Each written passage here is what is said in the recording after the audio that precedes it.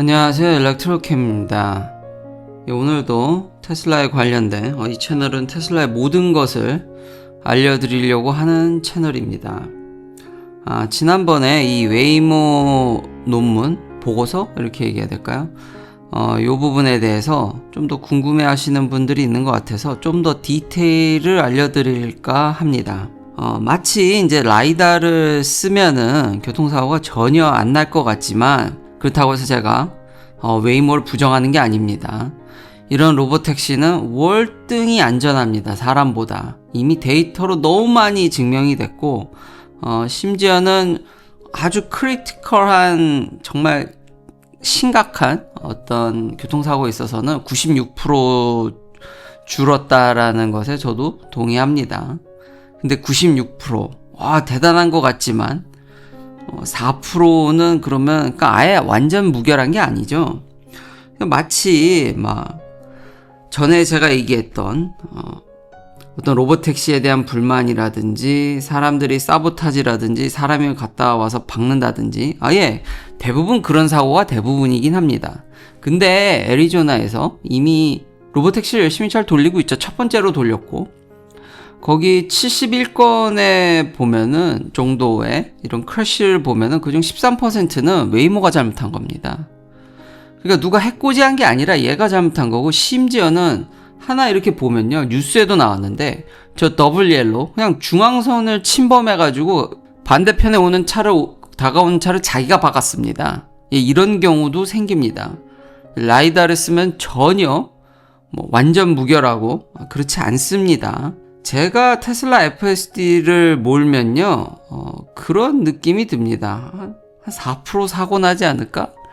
딱 그런 느낌이어서 단지 웨이모가 테슬라에 비해서 덜 관심이 있기 때문에 그런 거지 제가 느끼기엔 얘나 쟤나 그리고 라이다도 인식을 잘못합니다. 여기 몇 건들의 사고들을 보면은 라이다가 물체를 잘못 인식해서 그래서 그것에 대해 소프트웨어적으로 업데이트했다고 웨이모가 밝히기도 합니다. 그런 경우도 있기 때문에요. 우리가 관심이 없어서 그럴 뿐이지 차가 이 지경이 되고 에어백이 실제로 이 보고서에 디플로이 된 게 한 18건이었나요? 근데 월등히 낮은 겁니다. 월등히 낮은 건데 저게 재수없게 나한테 터질 수도 있다라는 거죠. 그리고 보험 처리 같은 것도 궁금해서 봤는데 이 부분은 퍼블릭하게 공개된 게 많지 않아서 좀 알기가 어려웠습니다. 그건 좀 더 조사가 필요할 것 같고요. 근데 트로브라는 스타트업을 이용하고 있더라고요. 이 회사에 투자를 했는지는 명확하게 밝혀지진 않았지만 웨이모가 직접 하진 않는다라는 거죠. 근데 테슬라는 자기 보험이 있죠. 정말 놀라운 수직 계열화입니다. 그래서 여전히 이런 정황들을 봤을 때 그리고 후에 또 얘기를 하겠지만 규모에 있어서 그래서 저는 좀 더 테슬라를 그래서 긍정적으로 보는 면이 있습니다. 라이다를 쓰더라도 결국은 AI, 머리가 중요한 거지 센서는 보조일 뿐이라는 생각이 아직까지는 강합니다. 그리고 라이다 가격도 문제인데요. 네, 너무 비쌉니다. 아직도 너무 비싸고요. 중국 친구들이 싸게 만든다는 얘기가 있어서 간만에 저도 근데 이제 중국 정보는 이게 100% 알기가 어렵다 보니까 근데 주류 언론들 로이터라든지 이런 데서 목표는 들을 수 있었습니다. 그래서 정말 많이 싸졌다는 거는 저도 동의합니다. 중국이 손대면은 안 싸지는 게 없죠. 근데 아직도 비싼 편입니다. 라이다의 가격이 그리고 여기서 확실해야 되는 게 라이다 종류가 많고 종류에 따라서 가격이 많이 차이가 난다라는 겁니다. 그래서 어떤 라이다를 쓰고 어떻게 하는 전략에 따라서 이것도 갈림길이 많아서 그냥 단순히 라이다를 다 이렇게 퉁쳐서 얘기할 수도 없고 종류도 많고 제일 비싼 건 저 360도로 뱅글뱅글 도는 저 벨로다인제 너무 비싼데요. 근데 이제 중국 차들 보면은 저렴하게 쓰겠다라는 게 아직까지는 이제 많이 파는 차들에 있어서는 전방 라이다이기 때문에 많이 저렴해진 거 부인하진 않지만 아직까지 대량 생산에 있어서는 이 정도면은 자동차 양산하는 쪽을 아신다 그러면은 아직은 좀 쉽지 않다. 그래도 중국 친구들의 열심은 생산력과 이런 거를 저도 기대해 봄직합니다. 소비자 입장에서 싸지면 나쁠 게 없기 때문에요. 한번 저도 기대해 보겠고요. 제가 요즘 본의 아니게 사이버 트럭에 슈퍼차저를 많이 쓰고 있거든요. 최근에. 그리고 V4도 많이 이제 여기 주변에 많이 깔려가지고 제가 V4도 꽤 많이 쓰게 됐습니다. 그래서 이제 체감을 하는데, 그래서 325도 보죠. 예전에 제가 영상도 올렸었고요. 근데 정말 찰납니다. 진짜 짧고요. 대부분은 250, 그마저도 한 30%대, 35%대, 이거 흡사, 제가 18650을 쓴 제 모델 S랑 비슷하더라고요. 35%대까지 한 30% 좀 넘었을 때까지 200kW를 밀어주다가 요새 이제 쭉 줄죠. 그래서 이제 포커스님이라든지 댓글에서도 예전에 보면은 V4가 그렇게 크게 의미가 없는 것 같습니다라는 얘기를 해주셨는데, 예, 맞습니다. 이거 근데 V2 때도 나왔던 얘기예요. V3 나왔을 때 카인드라이버에서, 그때부터 카인드라이버는 뭐 워낙 테슬라에 비판적이었는데, 크게 충전하는 거에 있어서 진짜 한 8, 90% 충전하는 데 있어서는 진짜 1도 차이 안 나더라.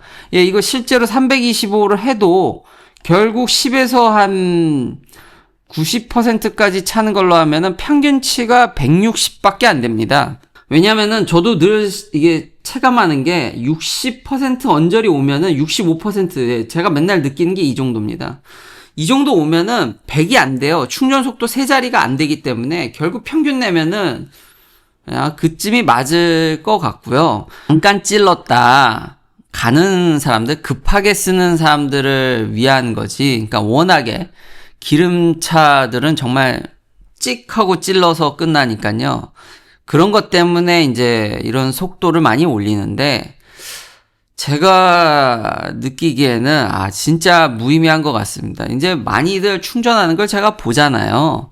보는데 전기차를 타시는 분들, 특히 FSD를 쓰시는 분들은 좀 마음이 여유롭습니다. 그러니까 좀 느긋한 면이 있어서, 그리고 전기차를 충전하시는 분 보면 기왕 찌른 거 조금 더 충전하지라는 그런 마인드가 있고, 어느 누구도, 저도 유튜브로 가끔 아버지와 함께 이렇게 영상을 썼지만 막 5% 남겨놓고 이렇게 가질 않거든요. 그러면은 이거를 피크를 쓰기가 그렇게 쉽지가 않습니다.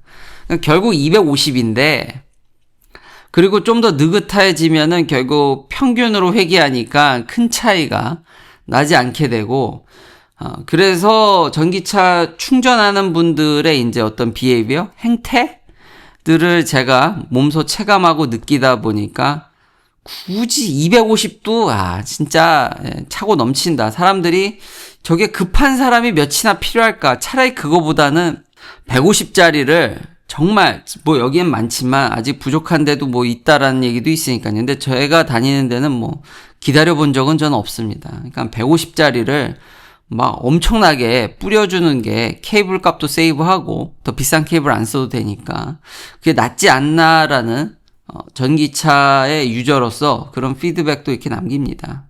자, 마지막은 제가 항상 눈이 얘기하는, 중요하게 생각하는 머리가 중요하고 결국 이건 하드웨어 게임인데, 여기서 TSMC의 위력이 정말 장난이 아니죠. 자, 2나노에 대한 수요가 엄청나고, 다들 뭐 고객사는 애플, 엔비디아, 뭐 AMD, 그 외 매니, 그쵸, 여러 빅테크 회사들 대단하죠. TSMC는 그리고 양산에 거의 성공한 듯 보입니다. 수율이 굉장히 많이 올라왔고, 2025년 안에, 올해 안에 2나노, 이거 게이로라운드입니다. TSMC도 2나노부터는 게이로라운드인데, 여기 이제 나노시시고, 삼성은 MBC 팻인데, 뭐, 거기서 거기입니다. 약간의 차이가 있긴 한데, 뭐, 큰 차이는 없고요.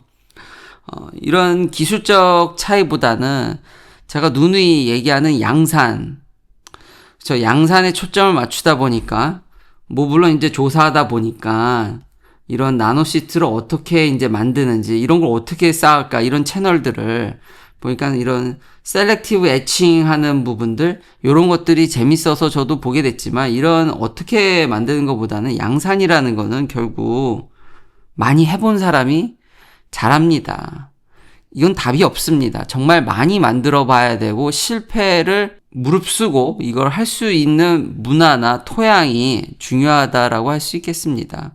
TSMC는 이게 선순환이 갖춰졌어요. 그걸 포함해서 애플이라든지 엔비디아에서 이미 돈을 왕창 투자를 받다 보니까 2나노조 공정을 쓰려면 돈을 얼마나 많이 내야겠습니까?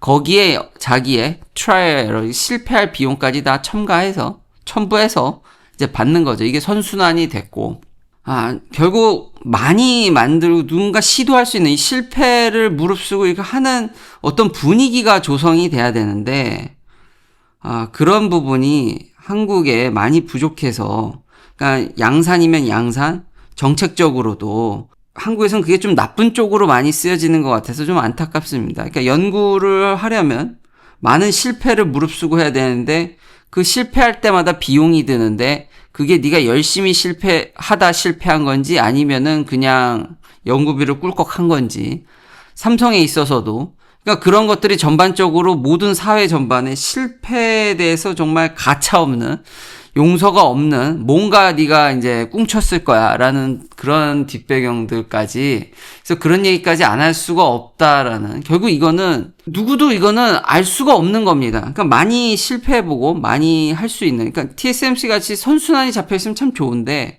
그게 아니라 매번 한 방에 성공해야 되는 그 압박감 그거는 진짜 불가능합니다. 정말 트라이얼은 열심히 실패해보고 성공하는 방법 말고는 없다. 정말 많은 시도를 해야 된다. 이미 웨이퍼 타겟부터가 다릅니다. 프로덕션 캐파가 TSMC는 5만 장인데 이미 삼성 발표할 때는 7천 장이었으니까 거기다 먼저 발표했지만 전혀 고객사는 이거 타겟팅이지 아직 주요 고객사가 안 오고 있죠.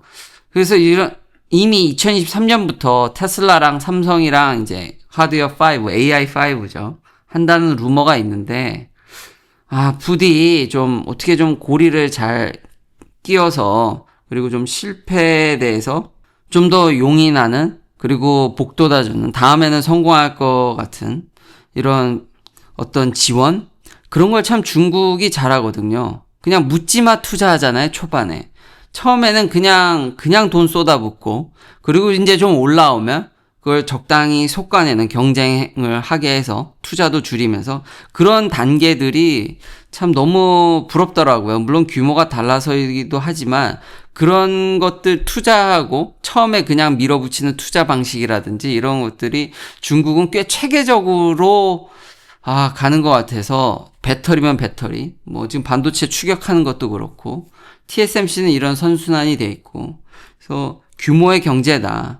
빅데이터 이후로 지금 트렌드는 누가 정말 많이 시도하고 많이 생산하고 많이 해보는 그러니까 데이터도 그렇고 양산도 그렇고 정말 많이 해야 되는 근데 그 과정에서 실패는 정말 필수인데 그런 부분에 대한 어떤 사회적 합의라든지 지원이 부족한 한국이 좀 안타까워서 부디 좀 테슬라랑 이런 루머가 있지만 루머로 끝나지 않고 이런 얘기는 계속 나오긴 하는데 부디 잘 돼서 좀 어떻게든 좀 성공의 발길을 스타트를 잘 끊었으면 좋겠습니다. 긴 영상 시청해주셔서 감사합니다. 다음도 테슬라 관련 이야기들로 찾아뵙겠습니다.